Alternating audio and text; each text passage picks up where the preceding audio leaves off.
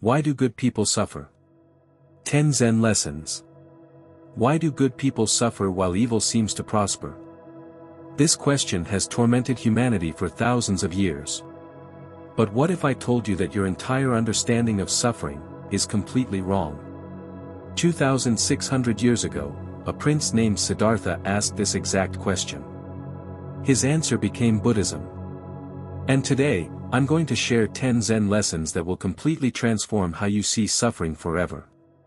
If you've ever wondered why bad things happen to good people, or why your kindness seems to be punished, this video will give you answers that will change everything.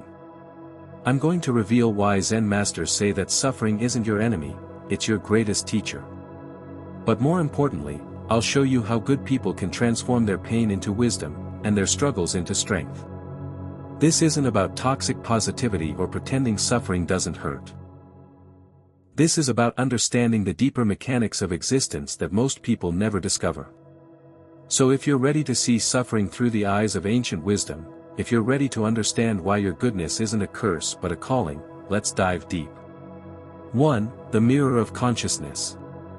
Lesson 1. Good people suffer because they're awake enough to feel it. Here's what Zen Master Dogen discovered: consciousness is like a mirror. The cleaner the mirror, the more it reflects, including pain, injustice, and suffering around you. Think about it. Psychopaths don't lose sleep over cruelty. Narcissists don't agonize over fairness. But you feel everything. You see the suffering in the world and it breaks your heart. Zen teaches that this isn't a bug, it's a feature.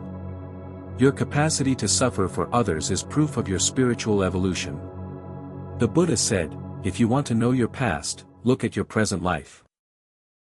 If you want to know your future, look at your present actions.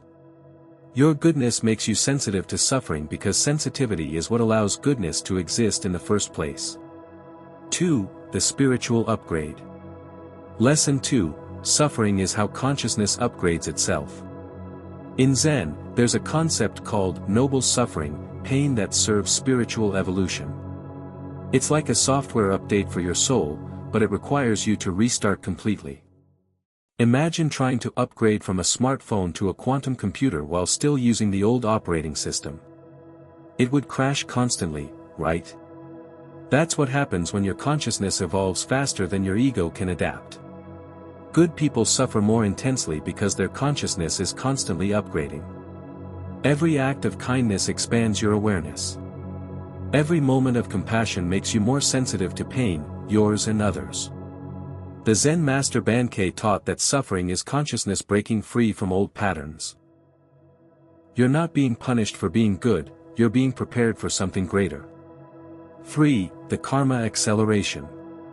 Lesson 3. Good people experience accelerated karma. Most people think karma is about punishment and reward. But Zen reveals something deeper: karma is about learning speed. And good people learn faster. When you act with genuine compassion, you accelerate your spiritual evolution. But faster evolution means faster karmic cycles. You experience both the consequences of your actions and the lessons they contain much more quickly. It's like being in spiritual boot camp while others are in kindergarten. The training is more intense because you're ready for advanced lessons. The suffering you experience isn't punishment, it's accelerated feedback. The universe is showing you what needs to be healed, what needs to be learned, what needs to be transcended. And it's showing you quickly because you can handle it. 4. The Collective Burden. Lesson 4. Good people carry collective suffering. Here's something most spiritual teachers won't tell you: when you develop compassion, you start carrying pain that isn't even yours. Zen Buddhism teaches about bodhisattva consciousness, the awareness that voluntarily takes on the suffering of others. It's not conscious. It happens automatically when your heart opens wide enough. You walk into a room and feel everyone's anxiety. You read the news and carry the world's pain in your chest. You see injustice and it burns inside you for days. This isn't sensitivity, it's spiritual service. In Zen, they say that enlightened beings serve as sponges for suffering. They absorb pain so others don't have to carry it alone. Your suffering might not even be yours. You might be processing pain for your family lineage, your community, even humanity itself. 5. The Resistance Test. Lesson 5. Suffering reveals what you're resisting. Zen Master Suzuki Roshi taught that suffering is just resistance to what is. But for good people, this resistance often comes from a beautiful place, the refusal to accept injustice. You suffer because you resist the reality that cruelty exists. You resist the fact that kindness isn't always rewarded. You resist a world where children starve while billionaires waste fortunes. But here's the Zen paradox: your resistance to suffering creates more suffering. Your fight against injustice, while noble, often generates internal torment. The lesson isn't to stop caring. It's to learn what the Tao Te Ching calls Wu Wei, action without resistance. Fight injustice without fighting reality. Serve others without demanding the world be fair. Your suffering is teaching you how to love without attachment to outcomes. 6. The Purification Process. Lesson 6. Suffering is spiritual detox. In Zen, they understand that goodness attracts impurity like a magnet attracts metal. The brighter your light, the more shadows it reveals, both in you and around you. Think of yourself as a spiritual water filter. Clean water, goodness, flows through you, but all the contaminants, negative karma, ancestral trauma, collective pain, get trapped in the filter. This is why good people often experience what mystics call the dark night of the soul, periods of intense suffering that seem to come from nowhere. You're not being punished.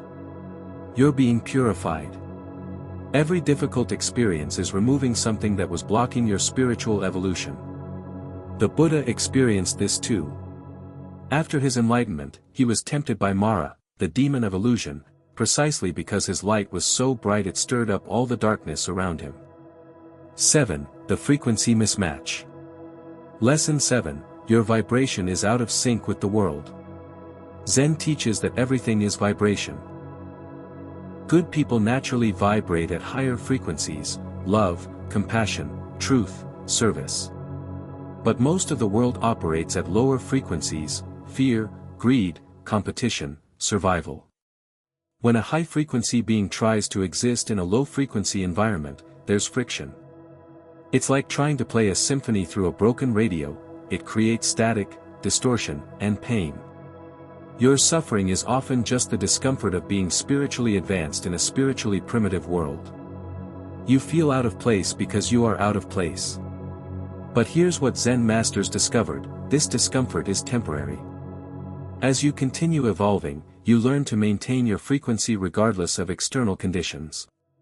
You become like a tuning fork that can't be thrown off pitch. The suffering teaches you how to be consistent in your goodness, regardless of how others respond. 8. The Teacher's Burden. Lesson 8. Good people are unconscious teachers. In Zen, there's a saying: the teacher appears when the student is ready. But what they don't tell you is that sometimes you are the teacher, whether you know it or not. Your suffering serves a purpose beyond your personal growth. Other people are watching how you handle pain. They're learning from your responses to injustice. They're discovering what real strength looks like by observing your struggles. Every time you choose kindness despite being hurt, you teach someone that goodness is possible. Every time you maintain integrity under pressure, you show others what authentic power looks like. Your suffering isn't meaningless, it's a masterclass in resilience that others desperately need to witness. The Lotus Sutra teaches that some souls incarnate specifically to demonstrate how to transform suffering into wisdom. Your pain might be curriculum for humanity's evolution. 9. The Depth Initiation. Lesson 9. Suffering creates depth of character. Zen Master Hakuin taught that great compassion can only come from great suffering. You can't truly understand pain until you've experienced it. You can't offer real comfort until you've needed it yourself. Look at every spiritual teacher, every great humanitarian, every person who's made a real difference in the world. They all have one thing in common: they've suffered deeply. Their pain became their qualification to serve others. Their wounds became their credentials for healing work. Good people suffer because suffering creates the depth necessary for true wisdom. It's like carbon becoming diamond under pressure, the crushing force transforms the ordinary into something extraordinary. Without suffering, your goodness would be shallow, untested. With it, your compassion becomes unshakable because it's been forged in fire. 10. The Awakening Catalyst. Lesson 10. Suffering is the fastest path to enlightenment. This is the ultimate Zen teaching. Suffering isn't the opposite of enlightenment, it's the most direct route to it. The Buddha's first noble truth isn't that life contains suffering, it's that suffering contains awakening. Every moment of pain is an invitation to transcend your current level of consciousness. Good people suffer more because they're ready for accelerated awakening. The universe knows you can handle the intensity because your goodness proves your spiritual maturity. But here's the secret: once you truly understand why you suffer, the suffering transforms. It doesn't disappear, but it changes from meaningless pain to meaningful experience. You stop asking, "Why me?" and start asking, "What is this teaching me?" You stop resisting the curriculum and start embracing the education. The suffering that once broke you becomes the strength that defines you. The integration. So what do you do with this understanding? First, stop taking your suffering personally. It's not punishment, it's preparation. Second, honor your sensitivity as a spiritual gift, not a weakness. Your ability to feel deeply is what makes your goodness possible. Third, trust the process. Every difficult experience is upgrading your consciousness for something greater. Fourth, remember that your struggles serve others. Every time you transform pain into wisdom, you light the path for someone else. Fifth, practice what Zen calls grateful suffering, appreciating the growth that comes through difficulty. But most importantly, understand this: your goodness isn't the cause of your suffering, it's the reason you can transform suffering into something beautiful. The Zen tradition teaches that the lotus flower grows most beautifully in the deepest mud. Your suffering is the mud. Your goodness is the lotus. And your wisdom is the flower that emerges from the marriage of both. You don't suffer because you're being punished. You suffer because you're being prepared. Prepared for a level of consciousness that can hold both pain and joy, darkness and light, questions and answers. If these Zen lessons have shifted something inside you, I want you to do something powerful right now. Think of the most difficult experience you've gone through, and ask yourself, what did this teach me that I couldn't have learned any other way? Share your insight in the comments below. Sometimes the wisdom you've gained through suffering is exactly what someone else needs to hear today. And if you want more content that transforms ancient wisdom into practical insight for modern challenges, subscribe and ring that notification bell. The integration. So what do you do with this understanding? First, stop taking your suffering personally. It's not punishment, it's preparation. Second, honor your sensitivity as a spiritual gift, not a weakness. Your ability to feel deeply is what makes your goodness possible. Third, trust the process. Every difficult experience is upgrading your consciousness for something greater. Fourth, remember that your struggles serve others. Every time you transform pain into wisdom, you light the path for someone else. Fifth, practice what Zen calls grateful suffering, appreciating the growth that comes through difficulty. But most importantly, understand this: your goodness isn't the cause of your suffering, it's the reason you can transform suffering into something beautiful. The Zen tradition teaches that the lotus flower grows most beautifully in the deepest mud. Your suffering is the mud. Your goodness is the lotus. And your wisdom is the flower that emerges from the marriage of both. You don't suffer because you're being punished. You suffer because you're being prepared. Prepared for a level of consciousness that can hold both pain and joy, darkness and light, questions and answers. If these Zen lessons have shifted something inside you, I want you to do something powerful right now. Think of the most difficult experience you've gone through, and ask yourself, what did this teach me that I couldn't have learned any other way? Share your insight in the comments below. Sometimes the wisdom you've gained through suffering is exactly what someone else needs to hear today. And if you want more content that transforms ancient wisdom into practical insight for modern challenges, subscribe and ring that notification bell. Remember, you are not suffering because you are bad. You are suffering because you are becoming. The caterpillar doesn't dissolve in the cocoon because something is wrong.